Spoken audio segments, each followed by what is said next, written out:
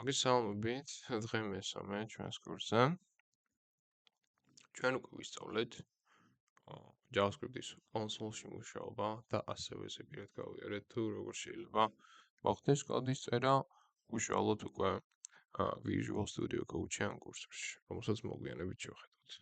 დღეს, როგორც შევთავაზეთ, გავუშვებთ ჩვენ პირველ JavaScript-ის კოდს და დავწერთ კონსოლს და ცოტასაც ვისაუბრებთ JavaScript-ის კოდზე. მოდი დავწეროთ ერთად JavaScript-ის კოდი, რომელიც არის ძალიან მარტივი და საინტერესო.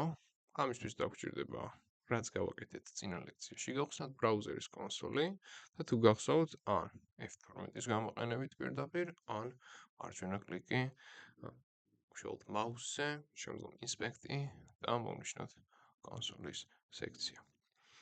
ახლა მოდი ავუკრიფოთ ესე. console.log და ამის შიგნით დავწეროთ ისევ hello JavaScript. ამის აკრეფის შემდგომ შეგვიძლია დავაჭიროთ Enter-ს და თქვენ დაინახავთ ტექსტს hello JavaScript.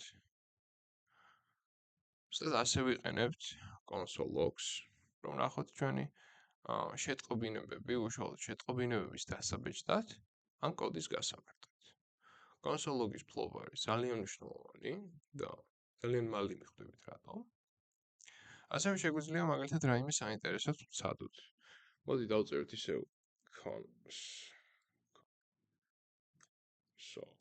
log და აქ შეგვიძლია დავწეროთ მაგალითად 3+5 და აქ ნახავთ, რომ უკვე ჩვენ JavaScript-ი არითმეტიკულ მოქმედებასაც ასრულებს და გვიჭამა 3 და 5 და კონსოლში უკვე გამოგვიტანა ვიონი.